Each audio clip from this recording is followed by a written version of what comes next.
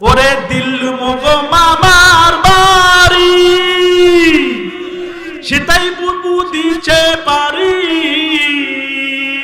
বীর জনতা জাগছে এবার বীর জনতা জাগছে এবার বুবু তোমার ফাঁসি চাই কথা বলেন ঠিক কিনা আমাদেরকে যেভাবে তুমি জ্বালাইছো যেভাবে অত্যাচার করেছো যেভাবে আমাদের নেতাদের ফাঁসি দিয়েছো অন্যায় ভাবে আল্লামা আব্দুল্লাহ হোসেন সাঈদীকে হাত টাকা নাটক করে বিষ প্রয়োগ করে মেরেছো তুমি কথা বলেন ঠিক কিনা সুতরাং বাংলাদেশের জনগণ আমি জানতে চাই এই ডক্টর ইউনূসের কাছে আমি জানতে চাই যে বিষ প্রয়োগ করে আল্লামা আব্দুল্লাহ হোসেন সাঈদীকে হত্যা করেছে তাকে এখনো গ্রেফতার করা হলো না কেন কথা বলেন ঠিক কিনা কারা কারা এই স্বৈরাচারের ফাঁসি চান তো হাত তুলে তাকবীর দিয়ে আল্লাহকে দেখা দেন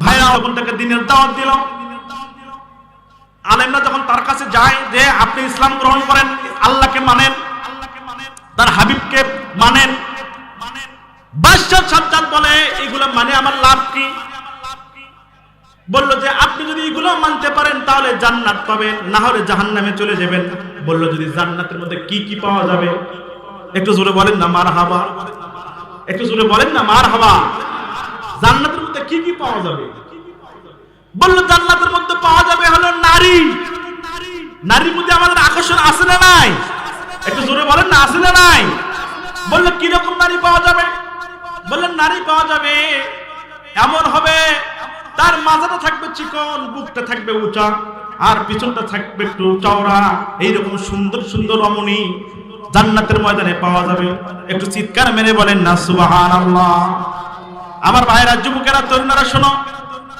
আল্লাহ বলছেন কাওয়াইবা আতুরাকা এই দুনিয়ার বুকে যদি তোমরা এই রকম এই বাংলাদেশী সুন্দরীদের পিছনে সময় নষ্ট না করে করে তোমাদের জীবনকে যদি শেষ না করো হাসরের ময়দানে আল্লাহ তাআলা যুবতী মেয়েদেরকে এই রকম সুন্দরী মেয়ে আল্লাহ তাআলা তোমাদের মাঝে বিস্তার লাভ করাবেন বলেন সুবহানাল্লাহ একটা নয় দুইটা নয় 70টা করে হুর পরি আপনার সাথে আসে শুধু দেখা করতে থাকবে চিৎকার মেরে বলেন না সুবহানাল্লাহ আমার ভাইরা সাজ্জাদকে বলল যে সুন্দর সুন্দর নারী পাওয়া যাবে তারপর কি পাওয়া যাবে বলছে তারপর পাওয়া যাবে হলো দুধের নহর মধুর শরবত বলল তাই নাকি বললে হ্যাঁ আরো বিশাল কিছু সেখানে কোনো গরম লাগবে না ঠান্ডাও লাগবে না এইরকম বর্ণনা শোনার পরে বাদশা সাজ্জাদ বলল ব্যাপার নাকি এটা ব্যাপার নাকি এটা কোনো ব্যাপার সে করলো কি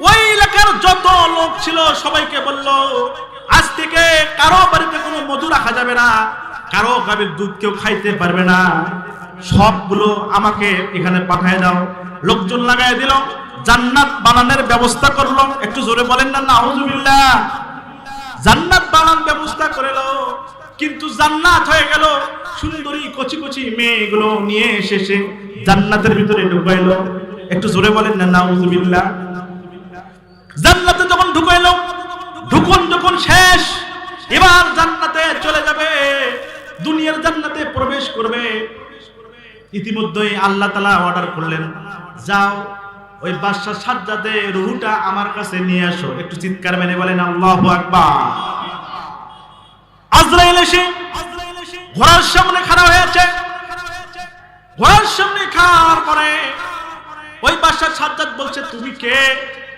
বলছে আমি ফকির আমি কি একটু চিৎকার মেরে বলো না কি বলছে আমি ফকির তুমি সময় কোথা থেকে এলে বললো আমাকে কিছু হাদিয়া দান করো কি করো বলছে কিছু হাদিয়া আমাকে দাও বাদশা সাজ্জাদ রাগ হয়ে গেছে আসার আর সময় পেলি না আমি এখন যাব জান্নাতে আর এখন নিয়ে এসেছি হাদিয়া দিতে সর সামনে থেকে সরে যা কোনো সময় নাই সামনে থেকে সর আজরাইল আলাইহিস সালাম সামনে থেকে সরে গিয়েছে এবার জায়গা মতো যায় হাজির হয়েছে একটু চিৎকার মেরে বলেন আল্লাহু আকবার জায়গা মতো যা হাজির হয়েছে হাজির দেওয়ার পরে এক পা ঘোড়ার ভিতরে আর এক পা জান্নাতের গেটে, তাকায় দেখে ওই ফকির বেটা আবার সামনে এসে হাজির হয়েছে।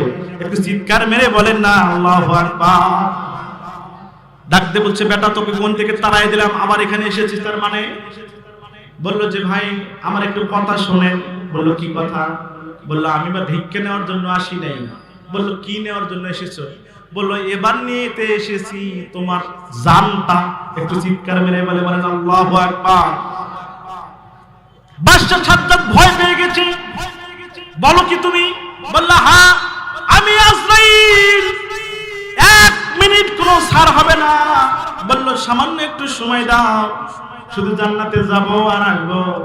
বলল যে কিছুক্ষণ আগে তোমার কাছেও গিয়েছিলাম, একটু সময় দাও। আপনি বললেন সময় নাই, সুতরাং 1 সেকেন্ড সময় দেওয়ার টাইম নাই।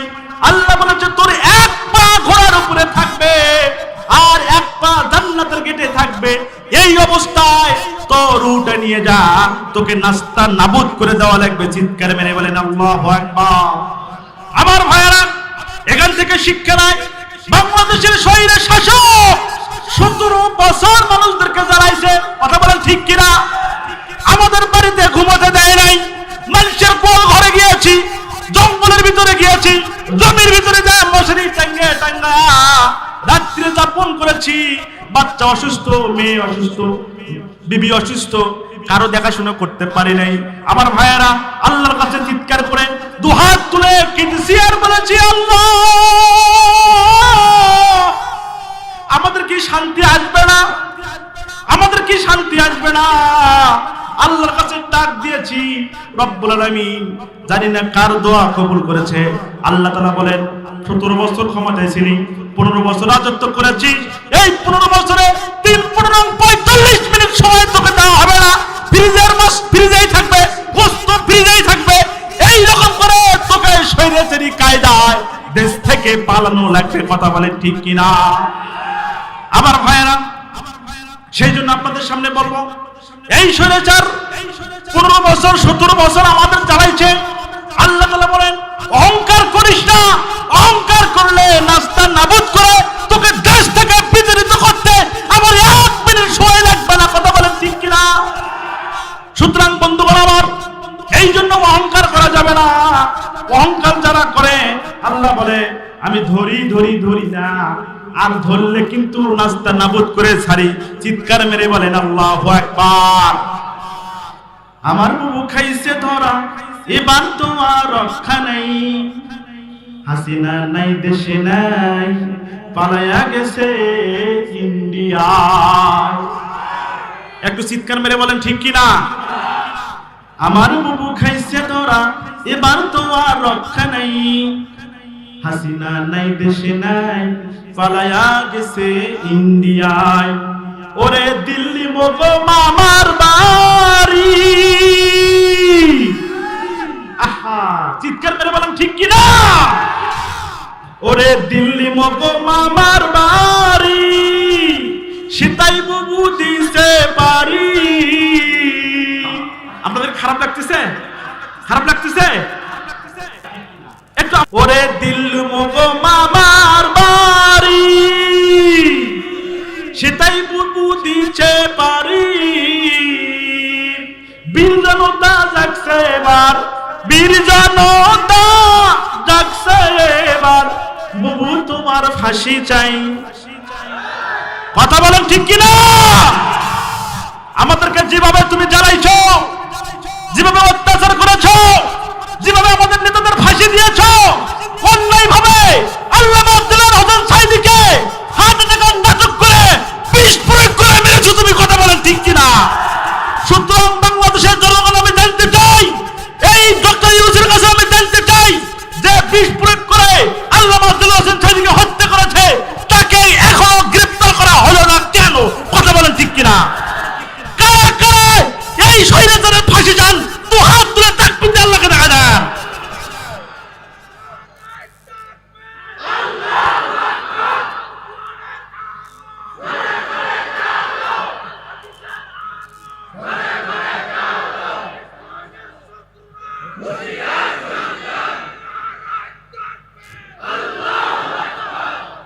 আমার 17 বছরের জ্বালানো আগুন একদিনে শেষ করা সম্ভব নয়, কথা বলেন ঠিক কিনা? 17 বছরের জ্বালানো আগুন একদিনে নিভবে না। বিশ্বনবী জনাবে মুহাম্মদ রাসূলুল্লাহর সঙ্গে যখন এই পৃথিবীতে জন্মগ্রহণ করেছেন, 1000 বছরের আগুন টপ করে নিভে গেছে, কথা বলেন ঠিক কিনা? সুতরাং স্বৈর শাসক 17 বছর চালানোর পরে যখন দেশ থেকে চলে গেল, তার সাঙ্গপাঙ্গ যারা ছিল চুপ করে হয়ে গেছে, কথা বলেন ঠিক কিনা? মনে মনে ভাবে কি হলো রে, এটা কি হলো, কি হইল রে, কি হইল? 17 বছর রাজত্ব করলাম, হঠাৎ করে মা চলে গেল। মা চলে গেলে এবার সন্তানের বিপদ আছে না নাই? কথা বলেন আছে না নাই? আমরা বলি আপনার কোনো বিপদ সমস্যা নাই, আপনাদের বিপদের কোনো সমস্যা নাই। যদি তওবা করতে পারেন, মাফ করবেন কে? একটু চিৎকার করে বলবেন কে? সেই মাফ করবে। বীর জনতা জাগছে এবার, বীর জনতা জাগছে এবার, বুবু তোমার ফাঁসি চাই। হাসিনা নাই দেশে নাই, পালায়া গেছে ইন্ডিয়ায়।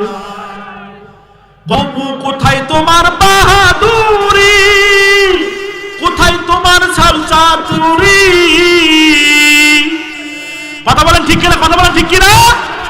আরে বাবু কোথায় তোমার বাহাদুরি, কোথায় তোমার ছালচাতুরি? তোমার বাবার স্বপ্ন বুবু, কথা বলেন, কথা বলেন, তোমার বাবার স্বপ্ন বুবু আর নাই। কথা বলেন না কেন? হাসিনা নাই দেশে নাই, পালায়া গেছে ইন্ডিয়ায়। হাসিনা নাই দেশে নাই, পালায়া গেছে ইন্ডিয়ায়। আমার বুবু খাইছে ধরা, আমার বুবু খাইছে ধরা, এবার তো আর রক্ষা নাই।